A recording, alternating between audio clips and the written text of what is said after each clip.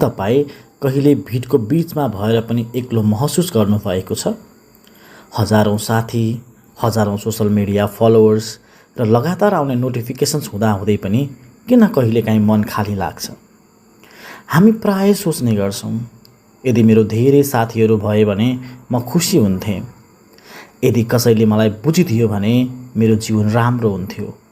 तर वास्तविकता अलिकति फरक छ। जीवनमा एउटा यस्तो समय आउँछ जहाँ हामीले अरूको साथभन्दा पहिले आफ्नो साथ सिक्नुपर्छ।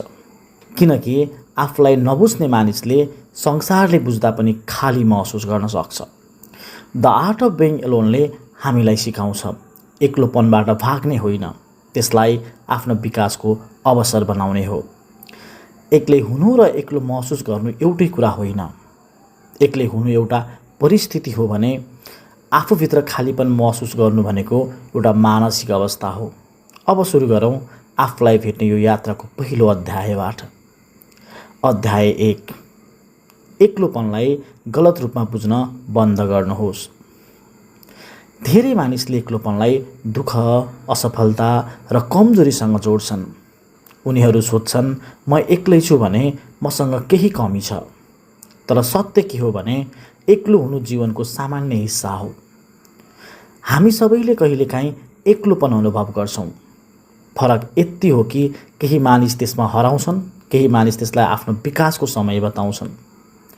एकान्तमा बसेर मानिसले आफूलाई बुझ्न सक्छ, आफ्ना लक्ष्य, कमजोरी र सपनाहरू पहिचान गर्न सक्छ। जस्तै एउटा उदाहरणका लागि, एउटा व्यक्ति शनिबार बेलुका एक्लै घरमा छ। ऊ अरूको सोसल मिडिया हेर्छ र सोध्छ, सबै खुसी छन्, म मात्र एक्लो छु। अर्को व्यक्ति त्यही समयमा एउटा किताब पढ्छ, नयाँ कुरा सिक्छ र आफ्नो भविष्यको योजना बनाउँछ।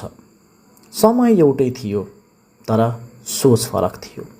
एक्लोपन समस्या होइन, एक्लोपनलाई हेर्ने हाम्रो दृष्टिकोण समस्या हुन सक्छ। अध्याय 2, आफ्नो वास्तविक रूप लुकाउँदाको पीडा। धेरै मानिस आफ्नो वास्तविक व्यक्तित्व लुकाएर जीवन बिताउँछन्। उनीहरू अरूलाई खुसी बनाउन खोज्छन्, अरूले के भन्लान् भनेर डराउँछन्, आफ्नो इच्छा, भावना र सपनाहरू दबाउँछन्। तर लामो समयसम्म आफू नभएको व्यक्ति बन्न खोज्दा मानिस भित्रबाट थाक्न थाल्छ, किनकि एउटा ठुलो सङ्घर्ष चलिरहेको हुन्छ बाहिर देखाउने व्यक्ति र भित्रको वास्तविक व्यक्तिबीच। उदाहरणका लागि, एउटा शान्त स्वभावको मानिसलाई पार्टी मन पर्दैन, तर साथीहरूले दबाब दिएपछि ऊ हरेक पटक जान्छ। बाहिर ऊ रमाइरहेको देखिन्छ, तर भित्र ऊ थकित हुन्छ, किनकि ऊ आफ्नो स्वभावसँग होइन, अरूको अपेक्षासँग जीवन बिताइरहेको हुन्छ। अरूको स्वीकृतिका लागि आफूलाई हराउनु सबैभन्दा ठुलो घाटा हो। अध्याय 3, आफ्नो वास्तविक म कसरी बन्ने। आफू बन्नु भनेको अरूभन्दा फरक देखिन खोज्नु होइन। आफू बन्नु भनेको आफ्नो वास्तविकता स्वीकार गर्नु हो। आफ्नो रुचि, भावना र मूल्यलाई सम्मान गर्नु हो। धेरै मानिस आफ्नो जीवन तुलना गरेर बिताउँछन्, अरूको सफलता हेर्छन् र आफूलाई कमजोर ठान्छन्। तर हरेक मानिसको यात्रा फरक हुन्छ। एउटा बिउबाट ठुलो रुख बन्न समय लाग्छ, त्यसैगरी मानिसको विकास पनि आफ्नै गतिमा हुन्छ। आफूलाई प्रश्न गर्नुहोस्, मलाई वास्तवमै के मनपर्छ? म के हेर्न चाहन्छु? म अरूको डरले कुन कुरा रोकिरहेको छु? यी प्रश्नहरूले तपाईँलाई आफ्नो वास्तविक पहिचानसँग जोड्नेछन्। अध्याय 4, एकान्तलाई प्रेम गर्न सिक्नुहोस्। एकान्त भनेको खालीपन होइन। एकान्त भनेको आफूसँगको सम्बन्ध बलियो बनाउने समय हो। आजको संसारमा मानिस सधैँ व्यस्त छ। फोन, सोसल मिडिया र बाहिरी आवाजले हामीलाई आफूसँग बस्ने समय नै दिँदैन। तर जब हामी केही समय शान्त बस्छौँ तब हाम्रो मनका वास्तविक कुरा बाहिर आउँछन्। धेरै महान विचार, सिर्जना र निर्णयहरू शान्त समयमा जन्मिएका छन्। एकान्तले हामीलाई सिकाउँछ, म अरूको साथ बिना पनि पूर्ण छु। अध्याय 5, एक्लै बस्ने कलाको अभ्यास। एक्लै बस्न पनि अभ्यास चाहिन्छ। यो जन्मजात आउने कुरा होइन। सुरुवात सानोबाट गर्न सकिन्छ। हरेक दिन 10-15 मिनट आफ्नो लागि छुट्याउनुहोस्। फोन बिना बस्नुहोस्, किताब पढ्नुहोस्, डायरी लेख्नुहोस्, आफ्नो विचार बुझ्नुहोस्। सुरुमा असहज लाग्न सक्छ, तर बिस्तारै तपाईँले महसुस गर्नुहुनेछ, म आफूसँग समय बिताउन पनि रमाउन सक्छु। अध्याय 6। एक्लोपनलाई विकासको समय बनाउनुहोस्। जीवनमा केही समय यस्तो आउँछ जब हामी एक्लै हुन्छौँ। सम्बन्ध टुट्न सक्छ, साथीहरू टाढा हुन सक्छ, परिस्थिति बदलिन सक्छ, तर यही समयलाई आफूलाई निर्माण गर्ने अवसर बनाउन सकिन्छ। नयाँ सिप सिक्नुहोस्, आफ्नो स्वास्थ्य सुधार गर्नुहोस्, ज्ञान बढाउनुहोस्, किनकि खाली समयलाई सही प्रयोग गरियो भने यो भविष्यको शक्ति बन्न सक्छ। अध्याय 7। आफ्नो सबैभन्दा राम्रो साथी आफै बन्नुहोस्। धेरै मानिस अरूबाट सधैँ साथ खोज्छन्, तर जीवनको सबैभन्दा लामो सम्बन्ध आफूसँग हुन्छ।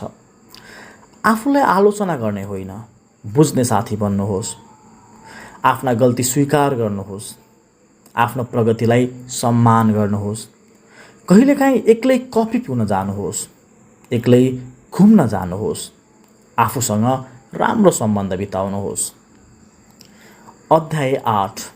आफ्नो सपनाको जीवनको योजना बनाउनुहोस्। एकान्त भविष्य निर्माण गर्ने उत्कृष्ट समय हो। धेरै मानिस आफ्नो जीवन अरूको योजनामा बिताउँछन्, तर तपाईँले आफ्नो बाटो आफै बनाउनुपर्छ। आफूलाई सोच्नुहोस्, 5 वर्षपछि म कहाँ पुग्न सक्छु? मेरो लक्ष्य के हो? म कुन व्यक्ति बन्न चाहन्छु? स्पष्ट सोचले स्पष्ट दिशा दिन्छ। अध्याय 9। योजनालाई कार्यमा बदल्नुहोस्। सपना मात्र पर्याप्त हुँदैन, कार्य आवश्यक हुन्छ। सानो कदमबाट सुरु गर्नुहोस्। हरेक दिन एउटा राम्रो बानी विकास गर्नुहोस्। हरेक हप्ता आफ्नो लक्ष्यतर्फ एउटा कदम चाल्नुहोस्। सानो प्रगति नै ठुलो परिवर्तनको आधार हो। अध्याय 10। एक्लो समयलाई रमाइलो बनाउनुहोस्।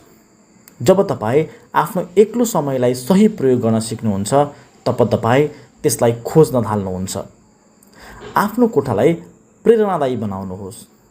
राम्रो पुस्तक राख्नुहोस्, सृजनात्मक काम गर्नुहोस्, आफ्नो साथलाई बोझ होइन आनन्द बनाउनुहोस्।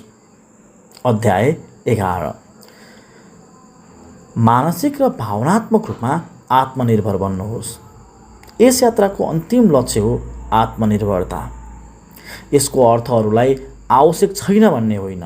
यसको अर्थ हो अरूको साथ राम्रो लाग्छ, तर आफ्नो खुसीको जिम्मा आफै लिन सकिन्छ।